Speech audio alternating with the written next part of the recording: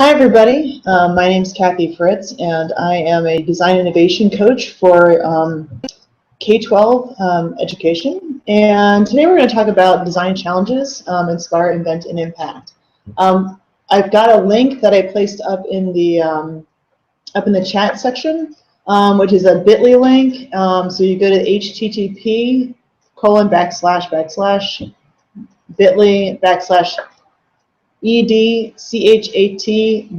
challenge. And I'll do a screen share and be able to show that to you as well. So you'll know to go to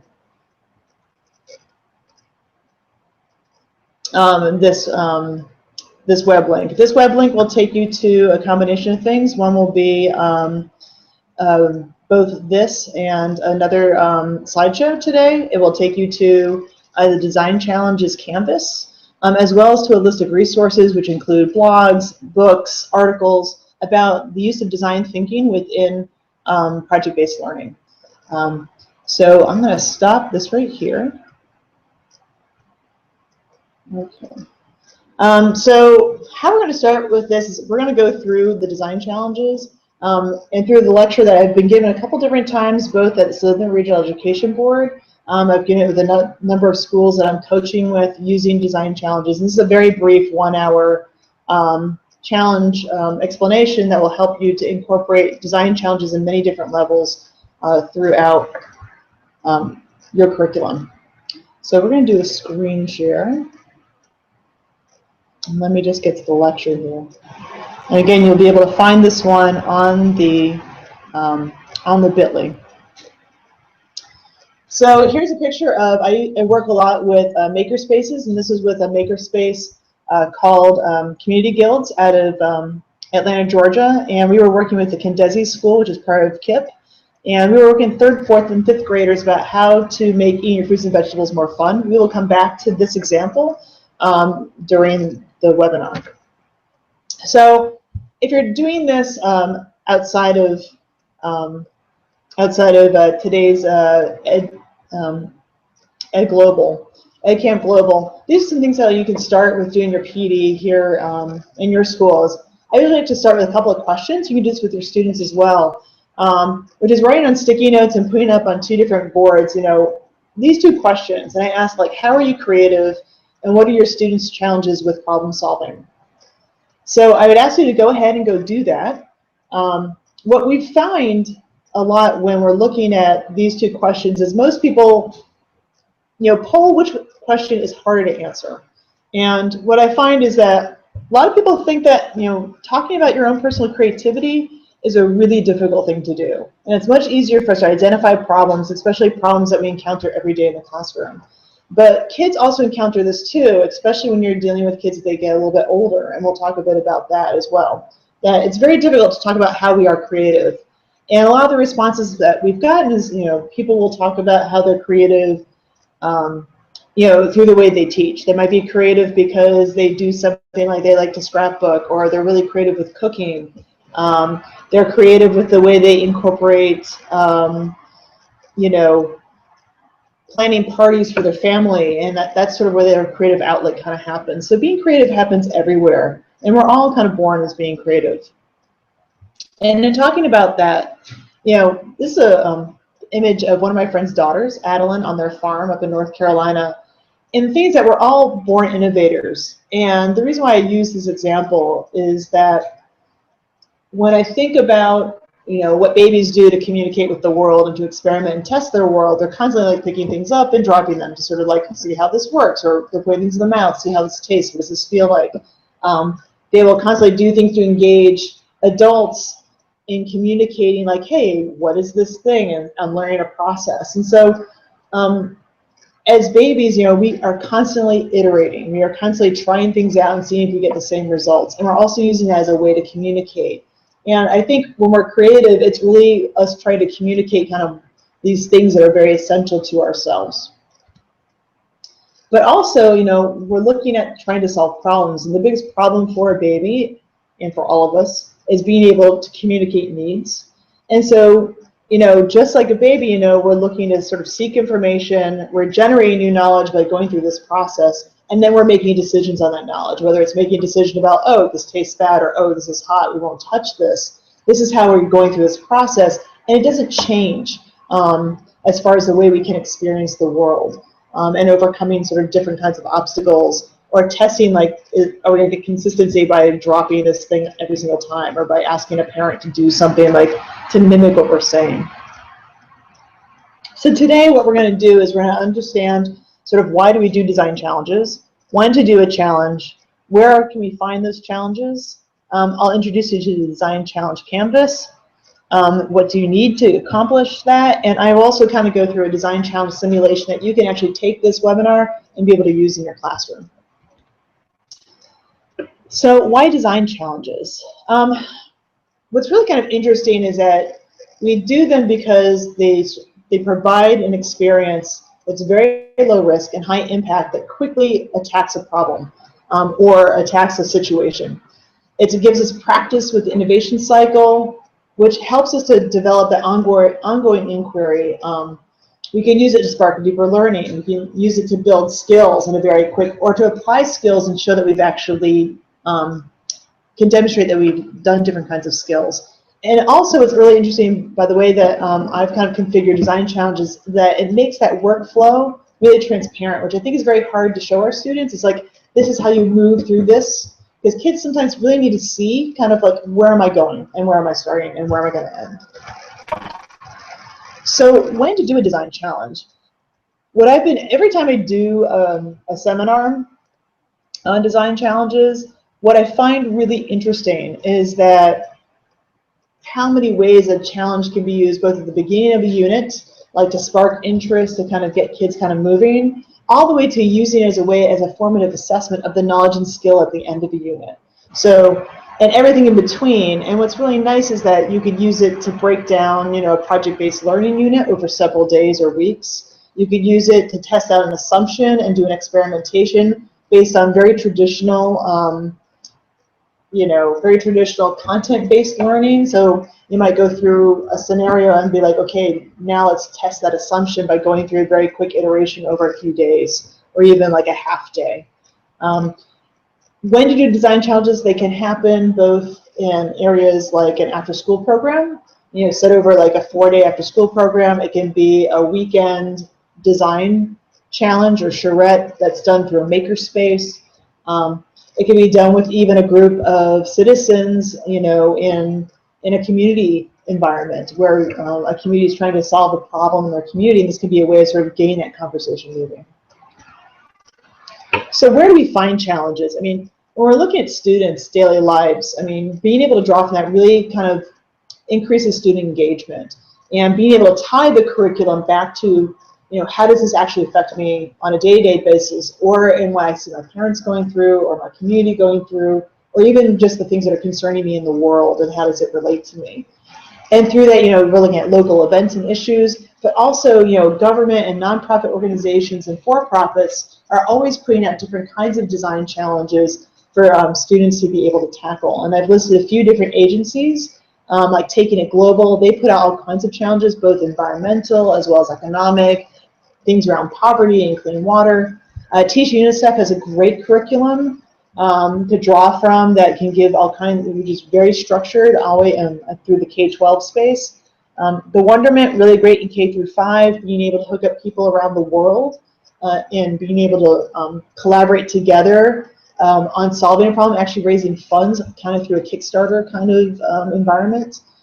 3 Doodler just came out with their new EDU curriculum, which incorporates design challenges across all curriculum, including English language arts, social studies, culture, STEM, and STEAM.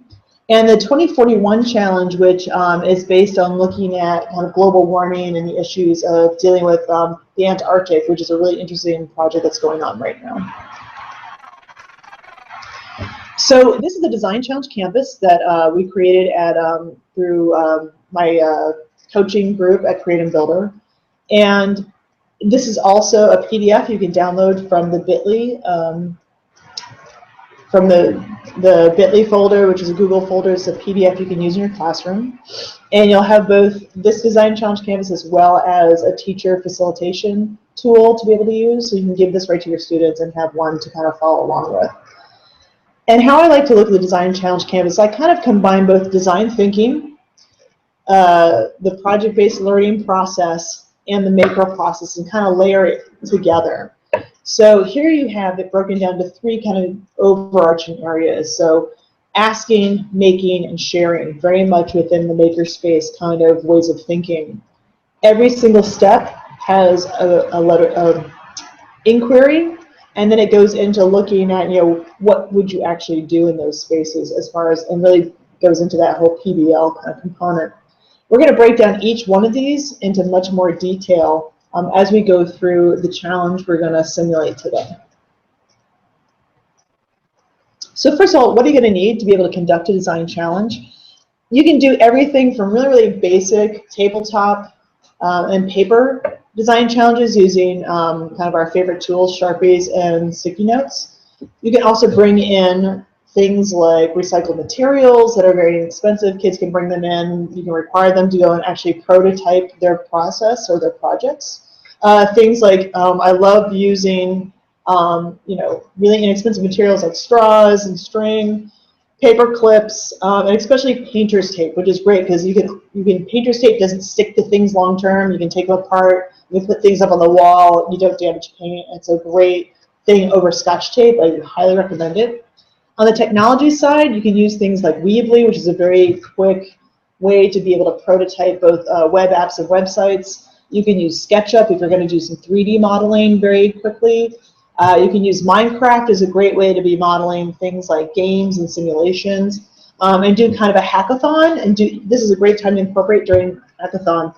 And at the bottom we have like really quick 3D prototyping with things like 3Doodler, where you're actually able to start iterating, making things like very quickly without going to the expense of using like a 3D printer. So think of things that you can really use really fast. It's really nimble, drag and drop interfaces, quick, easy things that are very inexpensive with conducting a design challenge.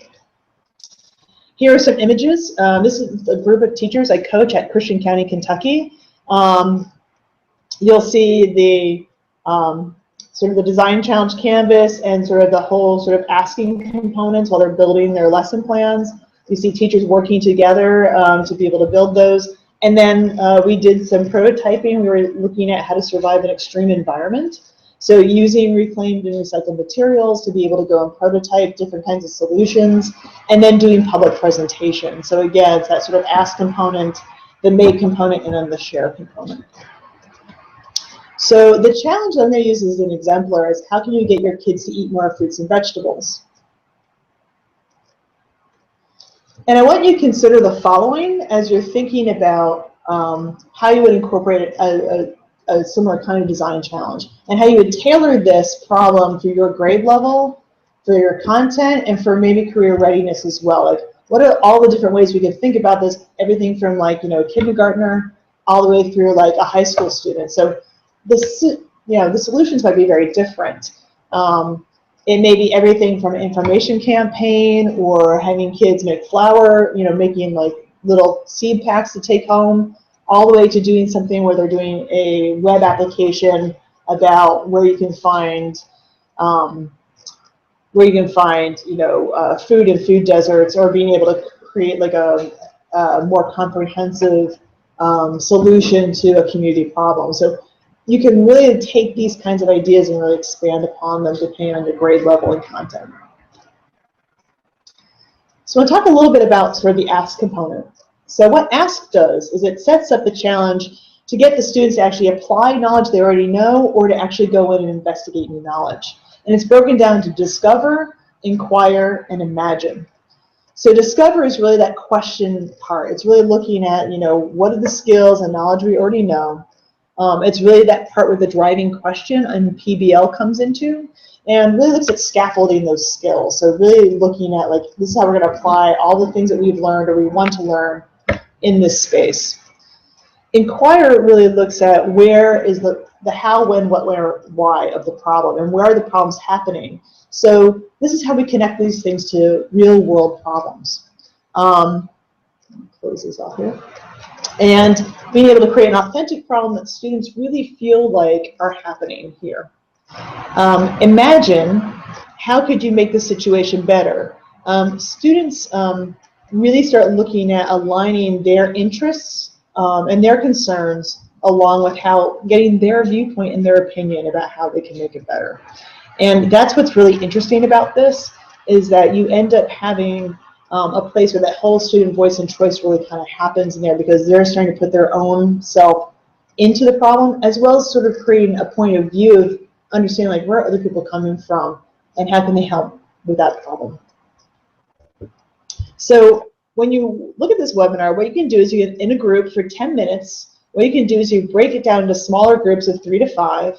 You can discuss these questions, imagine 3 ideas, and then do a share out of those ideas with the entire group. You can change this question to anything you want to. It can be something that you're specifically dealing with that you want your students to work on, as well as it could be something where it could be a student-generated question that could happen as well.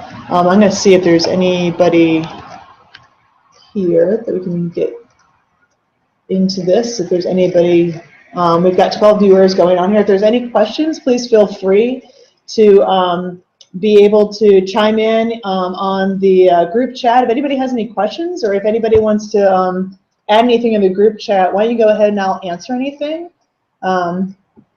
If you want to go ahead and type any questions, I'll take a pause right here.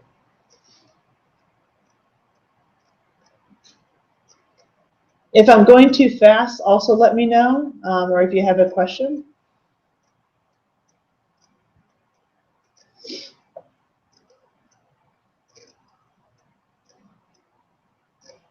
All right, so I'm not seeing any questions. I'm going to go back. If you do, please feel free to be able to go and raise your hand or ping in for me. It'd be great. All right, I'm going to go back to the screen share. Screen share. Let's see.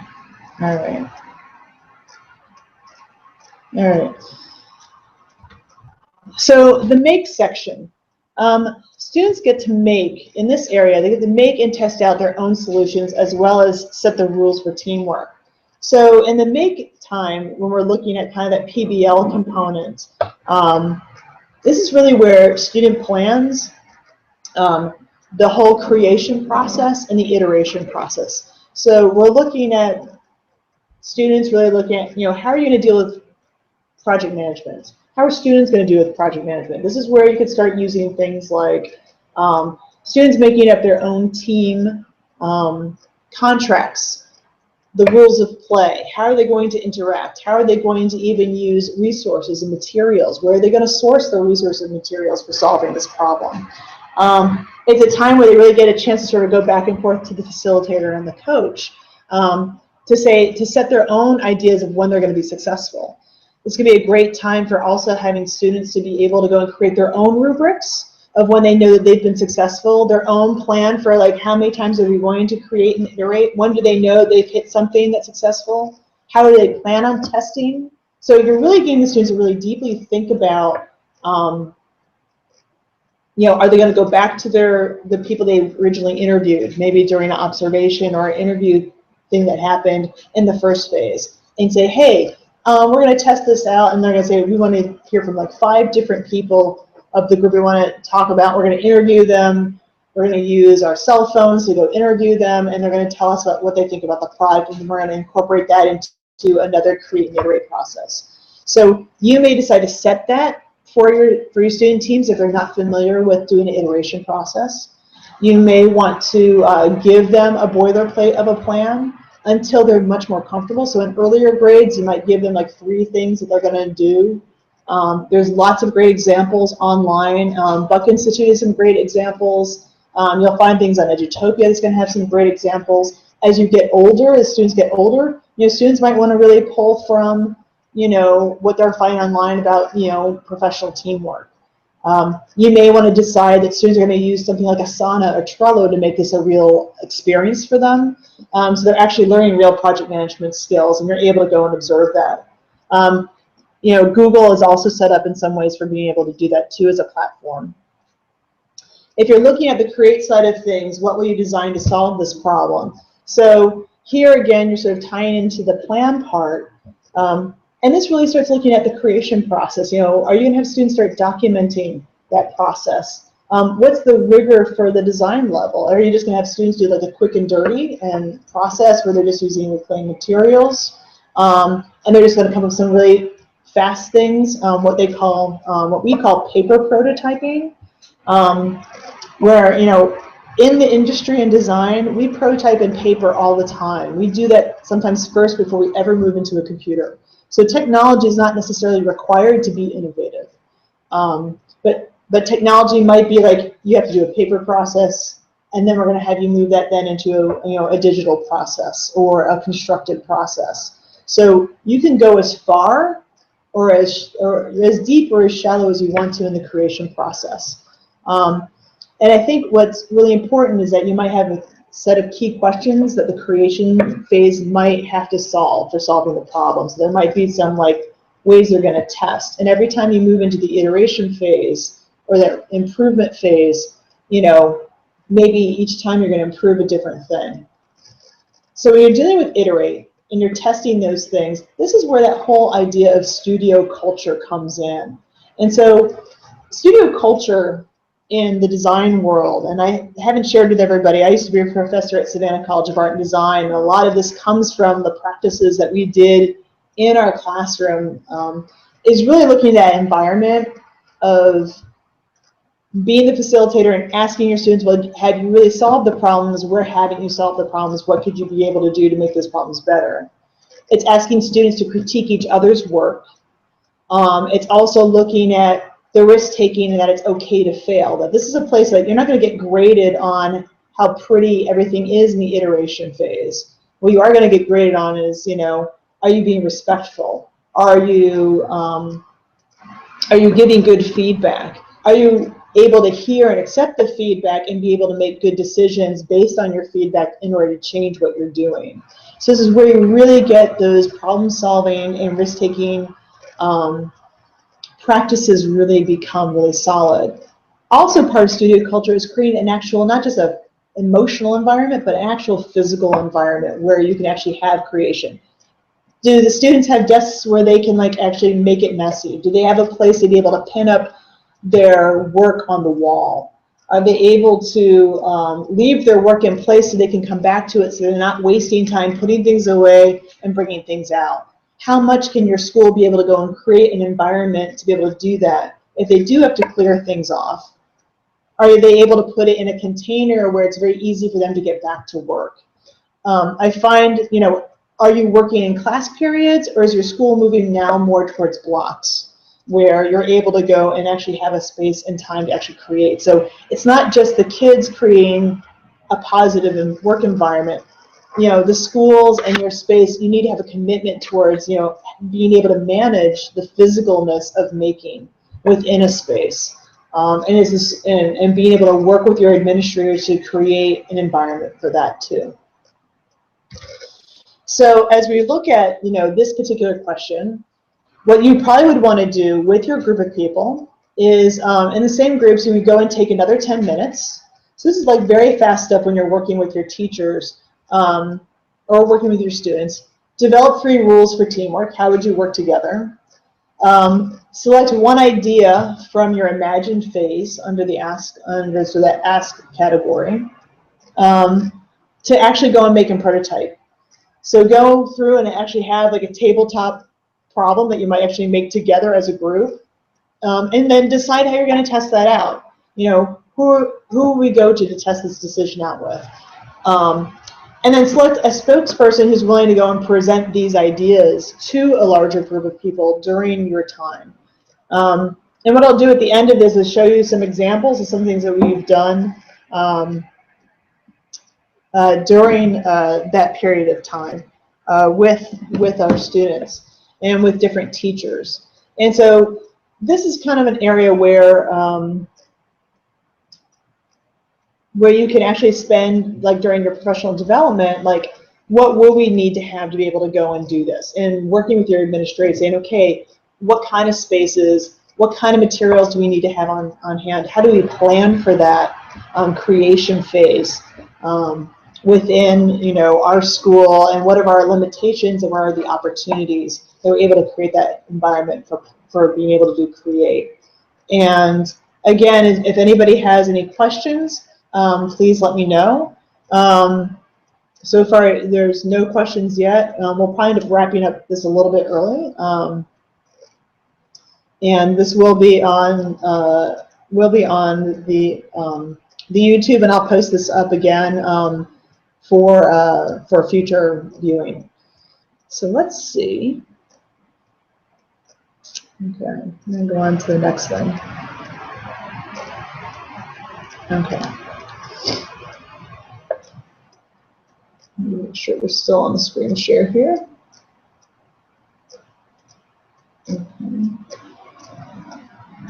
Okay.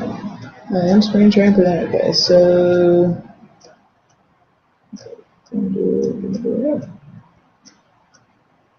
okay. Let's see here.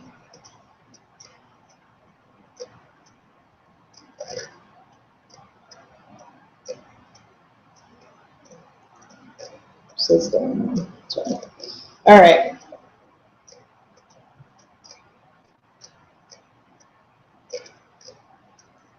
Full screen mode. All right. We're still sharing. Okay, so we're still sharing. All right. So the last part is looking at, the share component. And what happens is a lot of people sort of lump communicate and share together, which I really do think these are kind of different steps.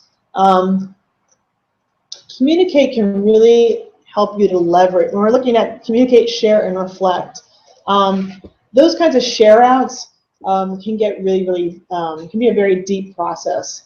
When I look at communicate, I really want to sort of step back and look at how are we going to share that story. And so this is going to be a component where you're really bringing in English language arts in multiple different ways. Are you going to use an audio visual? Are you going to have a written narrative? Is there going to be a process book that students will then have to communicate their entire process? That's something that we use in design school, where it's like students have to document their entire process through, and usually it's created in like a PDF document where they're showing images of what they've done along with a written narrative.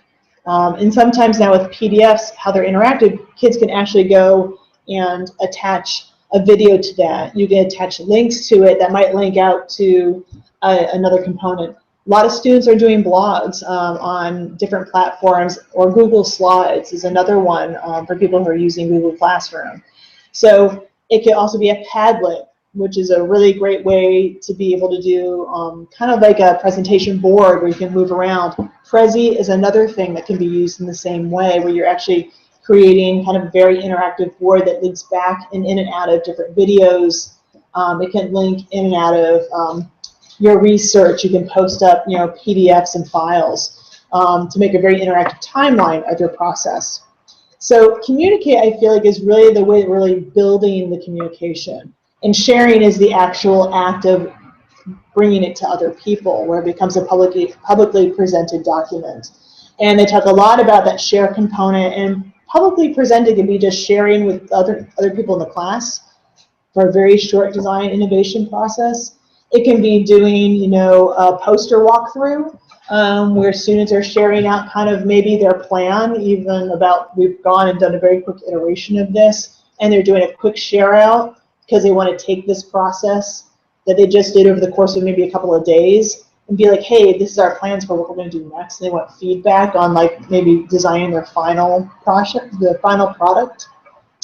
It can also be something where they're going out, and it could be something like a fast pitch, like they have an idea that they actually want to go and create a business around. So for an entrepreneurship model, and they're going to experts presenting their ideas that they're going to have to go and improve and go back and go and make into an actual real product that they might sell in another part of their class.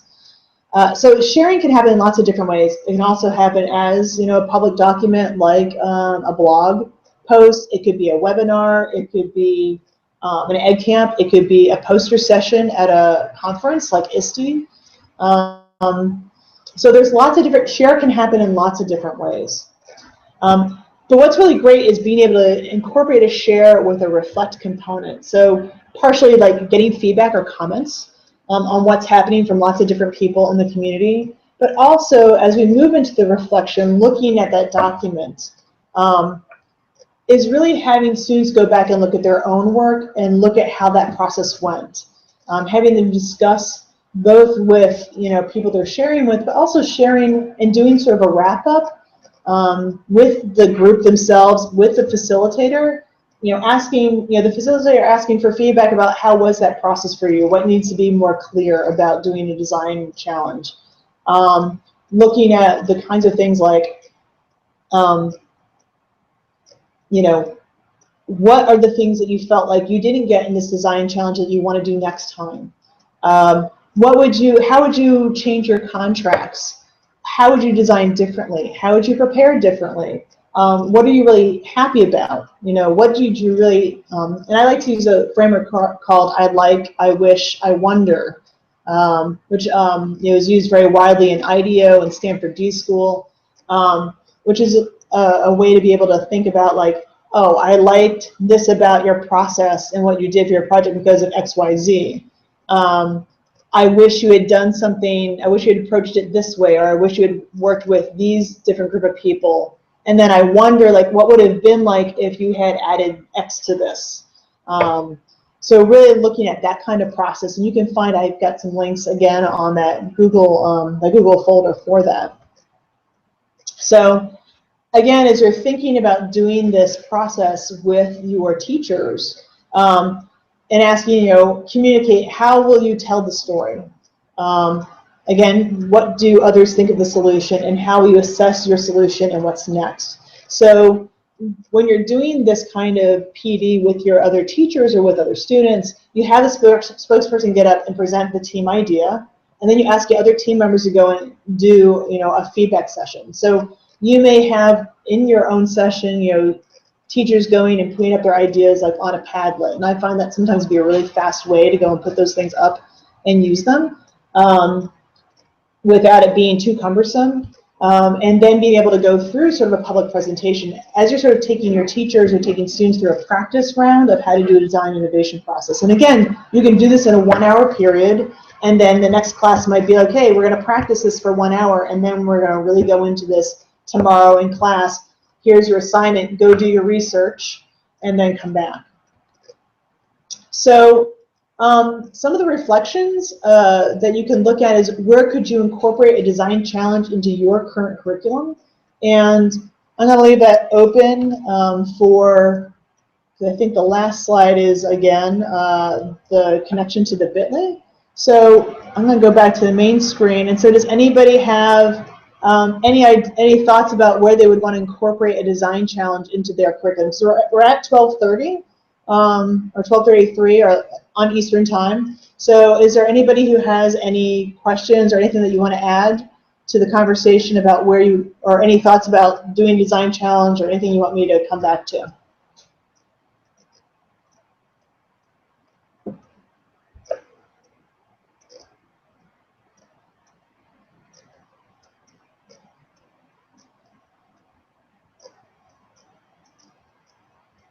So I'm gonna stop the screen share here and see if anybody else, anyone else is up and wanting to ask a question, or anybody else. Is there any Q&A?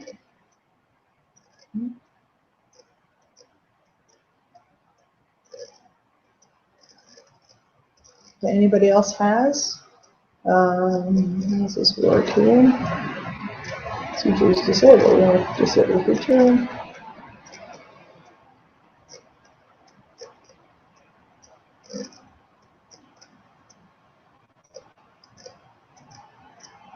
So is anybody else interested in providing any questions, or is there any problems with people being able to get in here or not? Do people want to introduce themselves? Who's part of the webinar?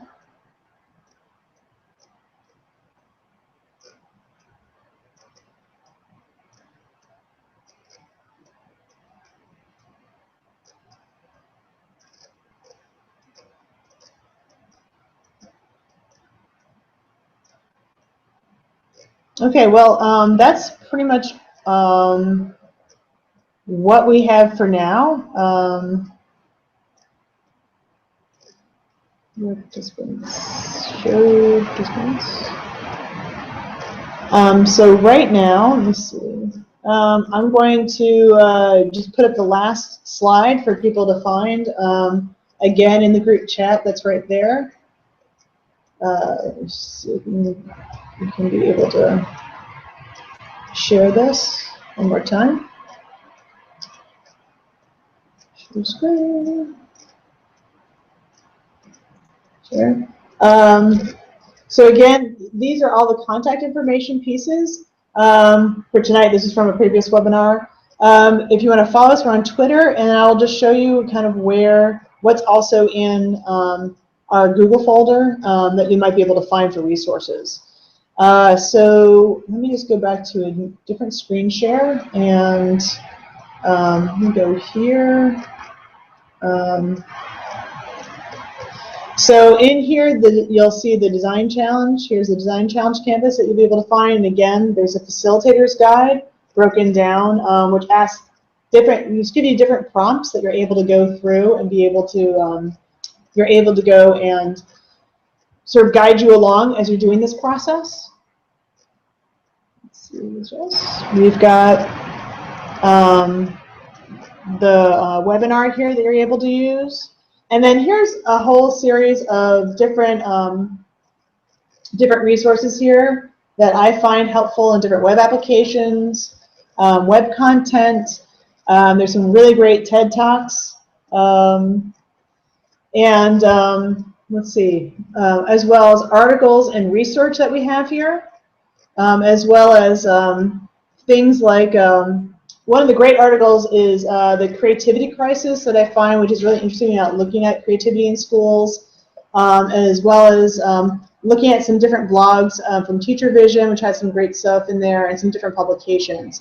So I keep adding to this list all the time, and so it's kind of a living list. So if there's anything you want to add to this list, feel free to be able to add your design thinking resources to help out with everybody. So it's, let's see, hide that. So if nobody has any questions, that's my seminar for today. And again, I'll leave it open for anybody who wants to ask anything and enter anything in the chat section. Please feel free. And that's it. Thank you so much for joining me today, and have a great rest of your afternoon.